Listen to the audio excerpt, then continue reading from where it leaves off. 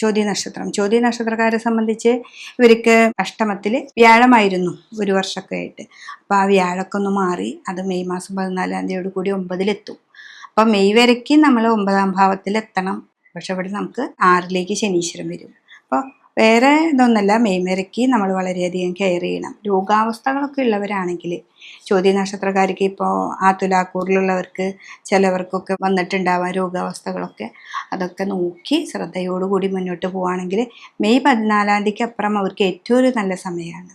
9-ലാണ് നമ്മുടെ വ്യാഴം. അപ്പോൾ ഇത്ര നാൾ നമ്മൾ അനുഭവിച്ചിട്ടുള്ള ആ ദോഷ ദുരിതങ്ങളൊക്കെ ഒന്ന് മാറി നമ്മുടെ വ്യാഴം നമുക്ക് ഏറ്റവും നല്ല ഭാവങ്ങൾ തരാനുള്ള, നമ്മുടെ മനസ്സൊക്കെ ഒന്ന് സന്തോഷവും സമാധാനവും സാമ്പത്തികവുമായിട്ടുള്ള പ്രതിസന്ധികളൊക്കെ ഒന്ന് മാറ്റി നമുക്ക് മുന്നോട്ട് പോകാനായിട്ട് സാധിക്കും.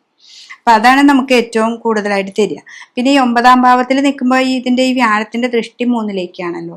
അപ്പോൾ ഇപ്പോൾ ഇന്ന് കൊടുത്ത ധനം തന്നെ ഇപ്പോൾ കിട്ടും എന്നുള്ള ധാരണയിൽ പോരുത്. നമ്മൾ വർക്ക് ചെയ്യുക, ആ വർക്കിലൂടെ ഉണ്ടാകുന്ന ധനമാണ് നമുക്ക് കൂടുതലായിട്ട് 9-ാം ഭാവത്തിൽ നിൽക്കുന്ന വ്യാഴം നമുക്ക് തരുന്നത്. പിന്നെ അവിടെ ശനിയെ കൊണ്ട് നമുക്ക് ദോഷങ്ങളില്ല. പിന്നെ 11-ലാണ് നമുക്ക് കേതു. അപ്പൊ പാപഗ്രഹങ്ങൾക്ക് എല്ലാവർക്കും 11-ാം ഭാവത്തിൽ കേതു നിന്നുകൊണ്ട് നമുക്ക് ദോഷമില്ല. ഇപ്പൊ തുലാരാശിക്കാരെ സംബന്ധിച്ച് 11-ൽ കേതു നിന്നതുകൊണ്ട് നമുക്ക് ദോഷങ്ങളൊന്നും വരുന്നില്ല. ചില കാര്യങ്ങൾക്ക് ഈ സാമ്പത്തികമായിട്ട് ഇന്ന് കിട്ടും എന്ന് പറഞ്ഞാൽ ചിലപ്പോൾ ഇന്ന് കിട്ടിയെന്ന് വരില്ല, പക്ഷെ അത് കിട്ടും.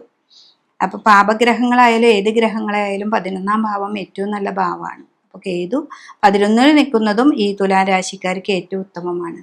പിന്നെ പുറത്തേക്കൊക്കെ വിദേശത്തേക്ക് പോകുന്നവർ, അല്ലെങ്കിൽ ഒരു ജോലി കിട്ടാനായിട്ട് പൈസ കെട്ടി ജോലിയൊക്കെ എടുക്കുന്നവർ, അവരൊക്കെ ഒന്നും കൂടി ശ്രദ്ധിക്കുക.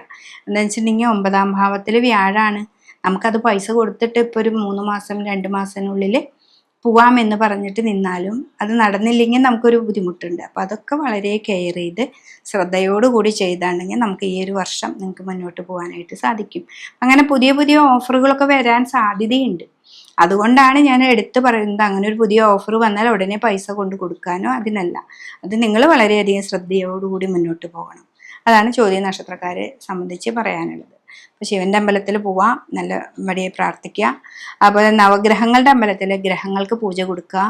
പിന്നെ ഇവിടെ 9-ാം ഭാവത്തിൽ വ്യാഴമുള്ളത് കൊണ്ട് ഇടവിട്ട് വിഷ്ണു ക്ഷേത്രത്തിൽ പോവുക, പറ്റത്തക്ക വഴിപാട് ചെയ്യുക, ഗണപതിക്ക് ഒരു കറുകമാലയൊക്കെ കൊടുത്ത് ശരീര സംബന്ധമായിട്ടുള്ള ദുരിതങ്ങളോ രോഗങ്ങളൊക്കെ ഉണ്ടെങ്കിൽ അതൊക്കെ ഒന്ന് മാറ്റാനായിട്ട് സാധിക്കും.